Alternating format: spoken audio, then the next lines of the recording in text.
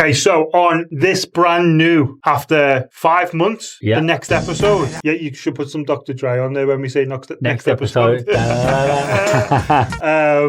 Obviously, we've had one of the most interesting periods in Dubai real estate the last 5 months, a lot to navigate. So I wanted to get you back on and have a chat about how you managed to get through the past 5 months. And I also want to go through something. I'm going to surprise you with a couple of questions. Okay. Nothing to do with the hair. I need a trim badly, to be fair. I know. Need a trim. I'm fresh. This is freshly moisturized. So let's talk. I don't want to go into too many of the details of what happened. What I want to really talk about is when we had a turn in the market, which we did have for for about 60 days, 75 days, something like that. Uncertainty, 2.5 months. How did you navigate it? Personally, for me, I found it was a very strange period to sort of navigate through. But I think it was just being honest person helped me.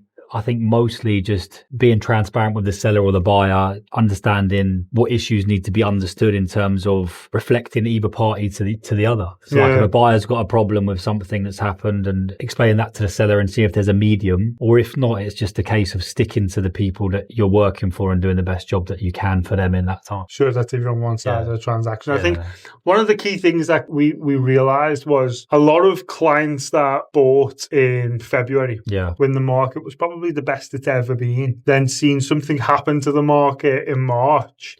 And because of the uncertainty about what was going to happen, a lot of them were trying to pull out and trying to exit contracts, which is well within the right. Anybody can do whatever they want, but which was new to me as well, because to be honest, I hadn't experienced that. I'd never experienced that in the 4 years I've been here. I think that transition period after transactions had happened, that's the first time where people have come up to me and been like, I don't think we're going to proceed, even though the format's been signed. But I've been here 16 years and it was just not something I've ever seen before. So, if you think about, let's say we do 300 or 400 transactions a month. If we have one go bad because of one client can't proceed, it's at most it's one. But obviously crazy. In March, there's a lot of people asking a lot of questions, and you're like, where do we stand? So fast forward then to July. In fact, let's fast forward to June. June was the biggest month ever at the company. And July again was the biggest month ever at the company. What do you think are the reasons that we're able to get out of the other side of this period and come out on top? I think the hard thing was normally, obviously, summer in Dubai as a real estate agent is not the best, really. That's just openly speaking from my secondary market experience. But I think what happened was when the thing happened. It's funny that when the thing happened, that's what we phrased there. Don't make eye contact with her and we can't talk about it. And I get it, right? Because it's a sensitive subject and it's not something I do want to talk about at all. But the thing happened. When that happened, I think a lot of people left the country. Just honestly, a lot of people had thought, you know what, I'm going to make myself, wherever I feel comfortable, I'm going to go. So that happened. And I think normally June, July, August is quite slow in secondary, but I feel because they had them sort of 60 days in that period, they've come back early instead of having that whole period. So I think June and July has picked up, whereas March and April might not have been what it was normally. So if you zoom out over a 12-month period, we've just had our March and April early, and then that was our summer. Don't get me wrong, there's still a lot of people out now until end of August as normal, but I think a majority of them took that time instead of this time. That makes sense. And one of the biggest things people were saying is they think we're going into a buyer's market. So we were expecting to go May, June, July, a buyer's market, meaning buyers are able to get themselves the price they want. They're able to tell sellers to drop, and we just, it's not been the case. I don't think it has. I mean, everyone's got the buyers that want deals, they want this, they want that, but quite honestly speaking, I think there was one or two in Ranches that you probably could have nicked at the right time. But is that not the case all the time? It is. I mean, we've had the meetings anyway, as you've discussed. It's like in Dubai, you'll very rarely get full asking. 99% of the time, you're 100k, 200k. There's a bit of wiggle. There's always some sort of wiggle. And what you'd see is some sellers that were in the need to sell would lower the price online to a point where it wasn't an amazing deal. But it was slightly under what everyone else was because they were the most serious to sell.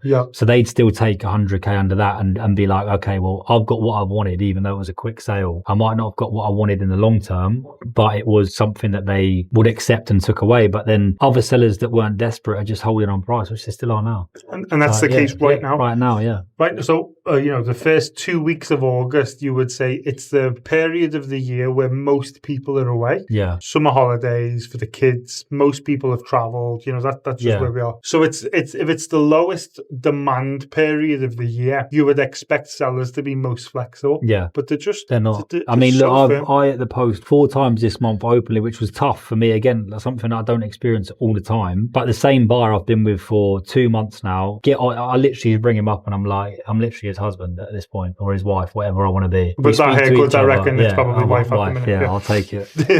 But like, we're on that sort of, we built that rapport. So I know that I'm comfortable in saying that he's going to close with me, him and his wife. Yep. But we've had 4 offers out and I'm talking 200k under asking and the seller's just not budging. Yep. We've had it 4 times. And for me, it's something new that I'm trying to learn.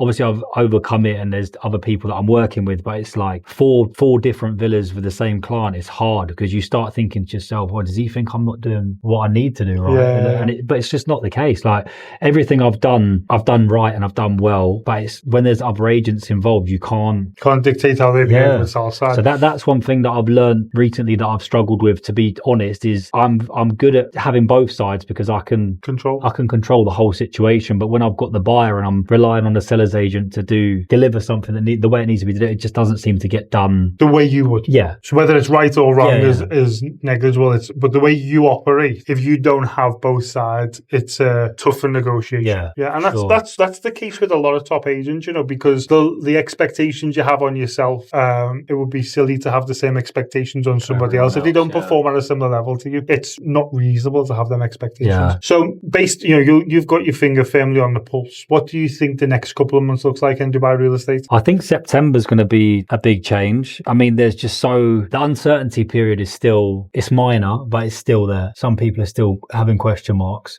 of what's coming, what is, and then you've got the other people that are skeptical on the 18-year cycle, which is obviously 2027, which I think 2021 was the last crash in the market. 2000, sorry, yeah. No, we had one in 2000. The last big one really was 2007, 2008, wasn't it? Yeah. So we're like 19 years ago, yeah. So they're saying that 18 years. Like, there's a couple of people that have actually said that to me and I didn't understand. I obviously understood what they were talking about, but then I'd done some research and it was like, every 18 years something happens where... Yeah. But again, there's the other side of that, whereas if it doesn't, you're going to be paying a premium. But you've missed out, haven't you? Yeah. So you're just making a bet on the market doing something, and your bet is, not you, but their bet is that it's a negative. Something to consider is if you've consistently had offers not too far off asking price and the sellers are saying, no, I'll wait, that's a big indication on what the market's going to do. Yeah. Because for prices to drop, people have to agree to a below market deal. Like that's just logic, right? We've gone through this in the training sessions many times where we say, well, if 10 properties sell this month, 6 of them need to sell below market average for prices to drop. Yeah.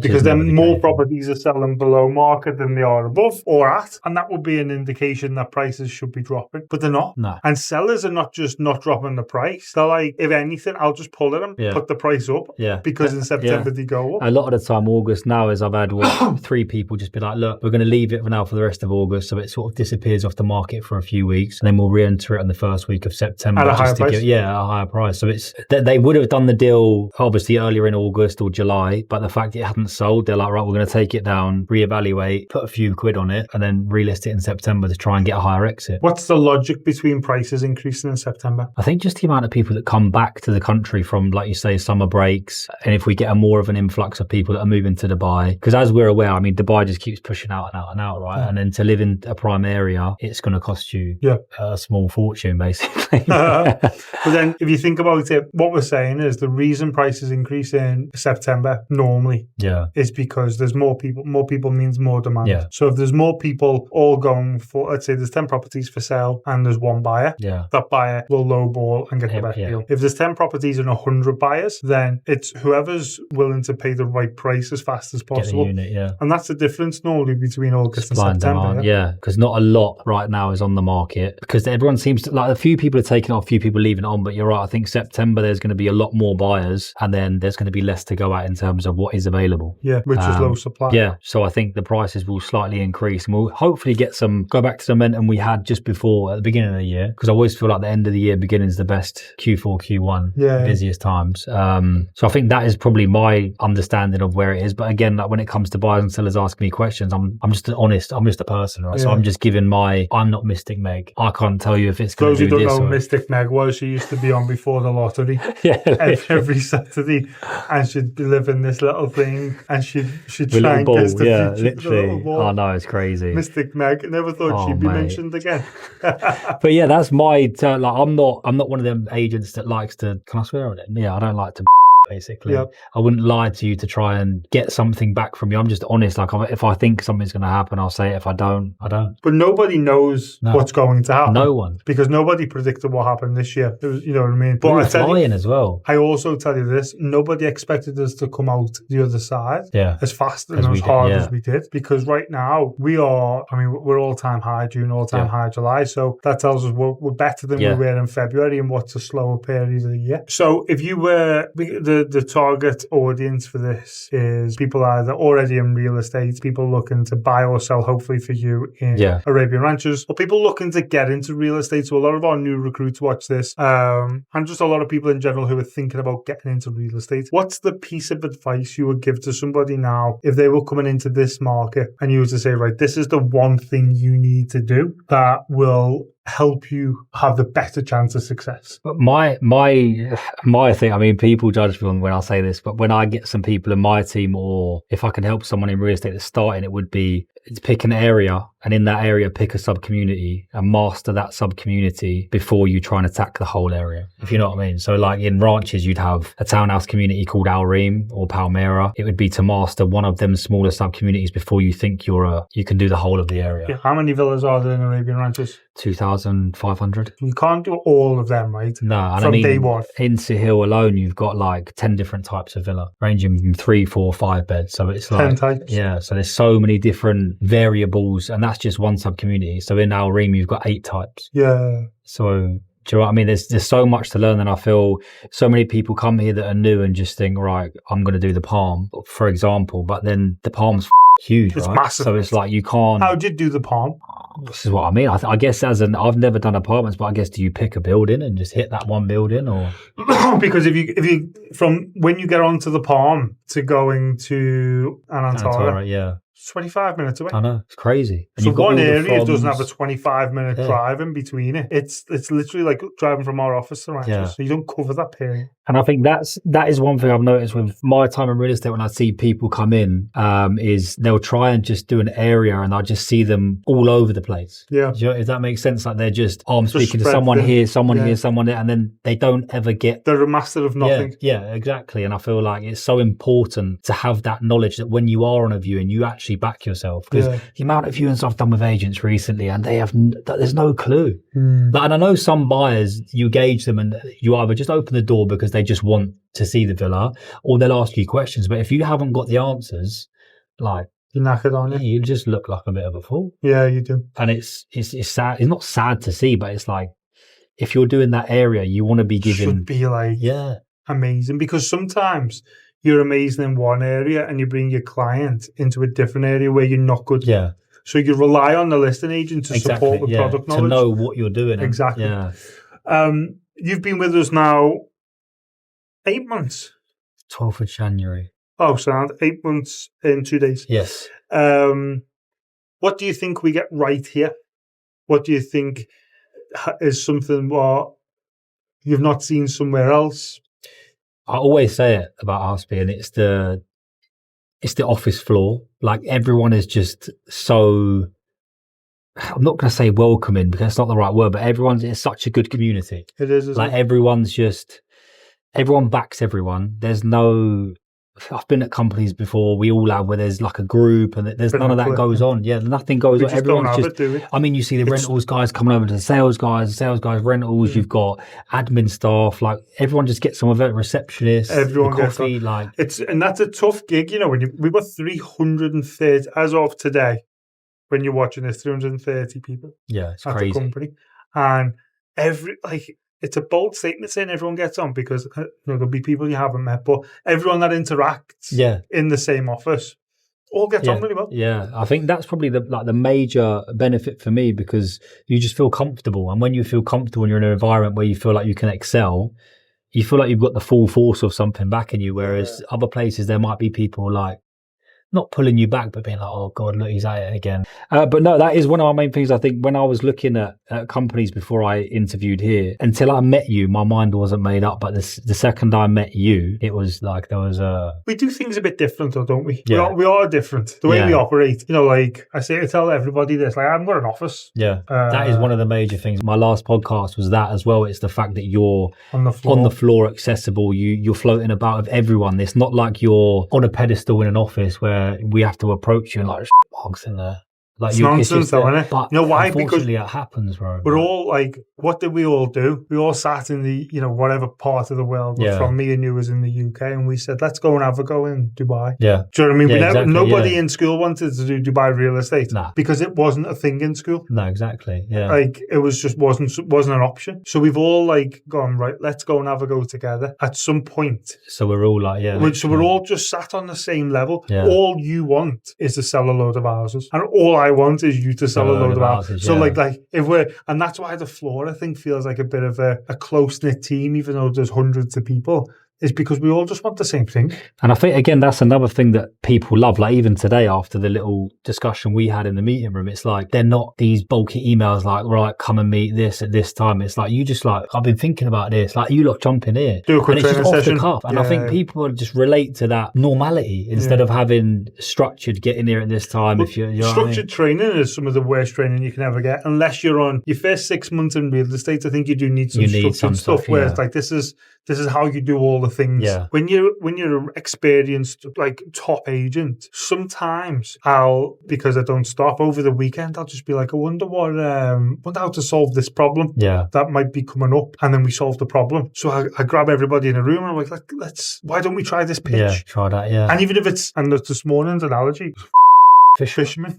But it's so good, true. It's so true. Like the way that it's explained, there's no... Just makes so much sense, doesn't it? And to be honest, even though you said maybe not use it, I probably would. Yeah, use that. Yeah, literally. We do loads of little bits like that. I think that's important, isn't it? I think it is, definitely. I think going into the next phase now, you're currently sat as number 2 at the company. Yeah. And when we last did this, you were number... Record-breaking month, I think. Was I number 1? Was I? Yeah. You were number 1. And now it's just... Summer's hard. Just summer's got you on your number 2. To be fair, mate, he's flying to off plan, but it's every summer for me in Dubai it's always July and August. It's not me not at my best. It's just the market's harder to crack and there's fewer leads. I mean, I speak to people at different companies, and as much as you'll see people doing well, unfortunately, it's not the case with every. And that is very common in Dubai real estate. Yeah. Instagram versus reality is very interesting. Definitely different. Yeah. And we don't have any, like, over here, it's very much a case of this is what we've done. If we haven't done it, we're not really talking about it. We're not going to shout about it, yeah. We'll do this again towards the end of the year. Yeah. Where will you be on the board then? Do you think you'll be number 1? I hope so. Yeah. I hope so. Oh. No, because if I'm not, I look like a drip, don't I? Oh my God. To be fair, like I'm very happy. I'm having the best year I've had, so best 6 months I've had so far in real estate in the last 4 years. And I think if I can end the year from September to December how I started, are you having the rest of this month off to August? Yeah. Just call it a day. No, I like to be at work, and I think that's something as well. A lot of agents that I know as well in different companies, they don't go to the office, but for me personally, I need to be in. That's something we find here. There's them agents, because I actually really enjoy bringing them agents into the business, the ones who say I don't really need the office, I don't need training, don't need support, I just want like a nice CRM and a bit of admin, and then they come into the business and they're here every day. Every day. Some of them first year, last out. Why? Because it's sound behavior. Yeah, it's so chill. And then there's value. So there's things like today where we go, right, jump in here, let's do a quick training session. Or each day there's some form of value which is not forced. Yeah. Someone like at your level who does extremely well, I give you a hard time because I love you. And I genuinely do it because I love you. But you're brilliant at your job. Yeah. You don't want me on your arse saying, Scott, you haven't, or Luke, depends on what mood I'm in. I call you Luke sometimes. I say, Scott, you haven't called your leads. Do you know what I mean? Where does that get me and you? In terms of then you approaching me at any time for help on something, and you say, that's not even so much help, it's sounding off. You might call me and be like, what do you reckon on this offer? Yeah. If I've been smacking your arse all week saying you haven't called this one lead, you never call me to ask me for help. I think that's a major thing as well. And again, from about the other brokers that are like, I don't need to be, I just need a CRM. It's like they'll come in and see how open it is. Whereas other companies, it's not like that. Like there is that click. There's different things they don't like. But when you come here, it's just no one cares. Yeah, there's a lad on the floor now, and he comes over. Was it on Thursday? I'll get him on this because he's brilliant. I won't name him yet, but he came over and he was like, "Do you mind if I just shoot out and do a viewing?" And I was like, "What do you mean, mate? Do a man if you go?" He's like, "No, like we have to ask. Are we allowed to do this?" And I was like, "What? Mate, you don't have to ask me. That's crazy. Go and do it. Yeah. Do a viewing, mate. Like that is your job. That is the one thing you need to do." Crazy, isn't it? And I think that was like a big eye opener. He sat and he was like, "So I can just go?" And I'm like, "Yeah, it's gonna be fine, mate. Welcome to real estate." Literally, you go and make some money if you go on some viewings." It's mad when you think about people that must have been in a situation where they have to ask to leave the office to do a viewing. It's just like, well, that's the bit that makes you the money. I know, but imagine having to ask to leave the office. I mean, look, I haven't been at a company where it's like that. Yeah. But it's just interesting, isn't it? Yeah, and different. There's no right way to do this job, by the way. There's companies who operate a really tight ship that are super strict on this type of stuff, and they still do extremely well. Yeah, it's just not how we work. We're not saying we're better than them, because for sure. I don't believe we're better in many places. We're just better for some people. Yeah, because there's no right way to do things. Yeah. We've built the right way to do things for high-performing agents. That's why loads of them are joining us, is because we're quite well-structured in a place where agents who are billing, like 3 to 12 million dirham have a specific set of requirements, and we match them. Yeah. Agents that are billing 1 to 3, we've got a set of features at the business that really suit them. Yeah, definitely. And I think that's the difference. Some companies have just got, I would never speak bad of a company. I think they're all great in Dubai, but to be honest, some companies have one way of doing things. We're just, our target is to be number one. And I've got no doubt that, we're going to challenge for that spot pretty soon. Definitely. I mean, we're developing and growing as month on, really. It's unbelievable. Like everyone's just a lot of people we've had recently have very good agents as well. You know what the funny thing is? If you follow me on Instagram, you'll have seen this. If you don't follow me, start today. Do a thing there for me. Right now. Yeah, just click that. I get the benefit every month of saying this one thing, all-time high. Yeah. And we should be doing an all-time high every month. Why? Because we're getting better every month. We're recruiting great agents every month. We're doing all of the things that produce more revenue. Yeah. No, it's great. Every month I get to do a post saying all-time high, and it looks amazing. It does. Doesn't it? It does look great. The truth is, we are doing it every month, but we should, because we're in massive growth We've got phase. that agents as well now that we can excel and just push. Yeah. And I think even having obviously a few of my pals have now joined as well, but it's lovely to be able to tell them how much I'm enjoying it. Yeah. Because they know that I won't lie to them. Yeah. If I'm not enjoying something, I'll be like, listen, don't bother. It's one of our number one recruitment lead sources is internal referrals, because people are happy. Yeah, it makes nice, sense. I mean, I love it. I mean, I grew up with this kid as well, not kid, but he's my mate. So you're saying you're happy at number 2? Is that what you just said? No. That's what it sounded like. No, I mean, it did sound like that, didn't it? It did. I'll be number 1 by the end of the year. But you've got some monsters in, like you just said. John, if he drops something, he only needs one good month. Yeah, we're gone. One good month. I'm out of the question then. I'll take first. To be number 1 at the business, you need to do 1 million dirham. Last month it was 1.4. Yeah. This month I think you're going to need to do 2 mil to be number 1. Yeah. And that's good. Do you know what I mean?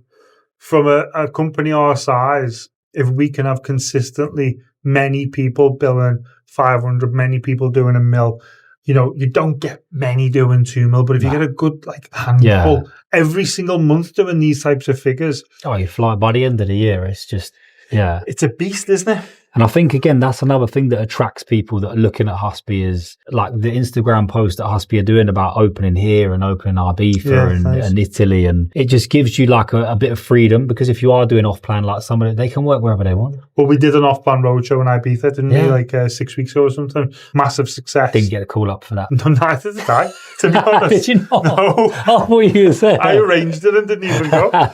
But we send agents from here, One of them is from Ibiza. To be fair, Lisa, she's brilliant. Yeah. Went over to Ibiza, did a roadshow. Why? Because she was going home to see family and said, I think there's a bit of demand in Ibiza for Dubai property. And I was like, go to our office and do a roadshow. We did it. It was a massive success. Yeah, that's not easy to do at other places, but because of our global reach, it's amazing. Yeah, that's why I think we should do Vegas, because obviously we've got Wynn Casino and Rack coming up. It's just purely logical that we just do a Vegas trip. Just makes sense. Yeah. Wynn Casino. Like, so you make a deal with gap. If you're number one at the end of the year and this is recorded, you can take me to Vegas if you want. All right, that's a deal. I'll do that. I've never been. I said before we started this, I've never been to America or Ibiza.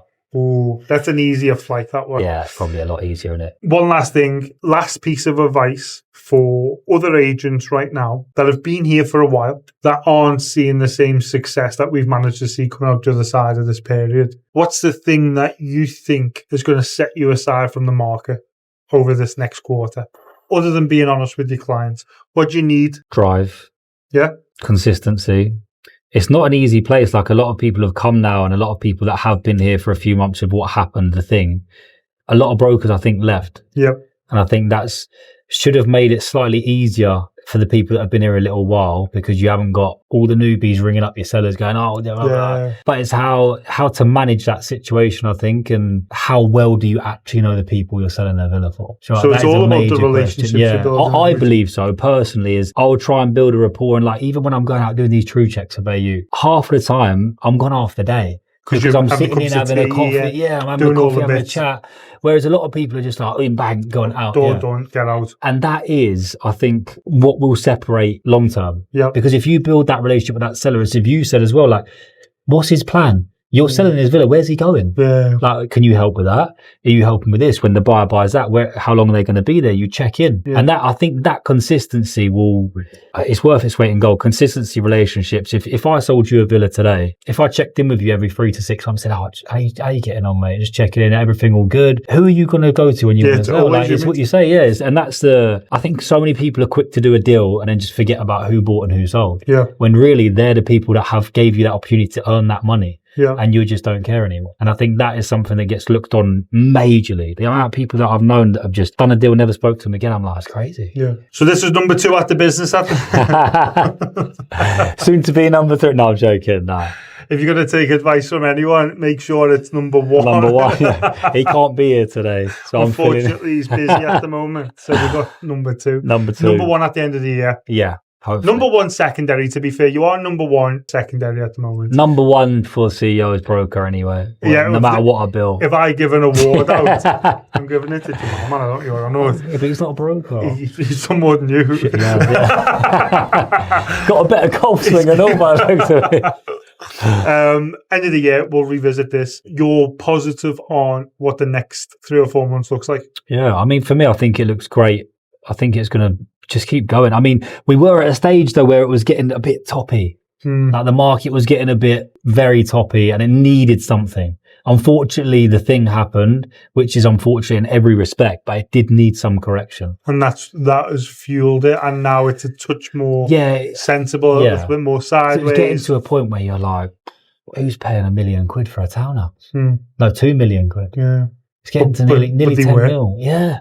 And that's one last thing is what I've noticed is right now is people are either buying the lowest entry or the highest. That gap in between is very... I mean, like, we're selling stuff for 50 million dirham quite easily. Yeah. And then 20 million dirham penthouses quite easily. But it's that stuff in between, like the 5 to 12 mil stuff. It's seems harder to sell than the reason it's harder is when they've sold it, the supply for that seller, where they move next, just all available. I know. So it's like, I can, I bought it for 7, I can sell it for 12. That's brilliant. But then what do I put me 12 into? And this is the question I was having a lot at the beginning of the year. All right, yeah, cool, I can get that for it, and I bought it for X. But then if I move here, I might save myself $1 million dirham, but I'm just further out of Dubai. And I'm buying probably at the top. Yeah. All right, thank you so much, number 2. I really appreciate your time. This is Scott. Only because you're number 1. Oh, lovely. If you're looking to buy or sell in Arabian Ranches, Scott is actually number 1 rated real estate agent in the whole of Arabian Ranches. Yeah. And if you're looking to join Husby, if you're interested in any more information about joining Husby, don't reach out to me, reach out to Scott. He'd be glad to tell you what it's like to work here, as will anybody else at the business. Thank you so much. That's Pleasure. A wrap. Is that one of them? Pleasure. Are we doing a high five? Oh, no. That was a crocodile. That was dead. I was going in between. Isn't that's it. That's All it. the best, Mark. Scott.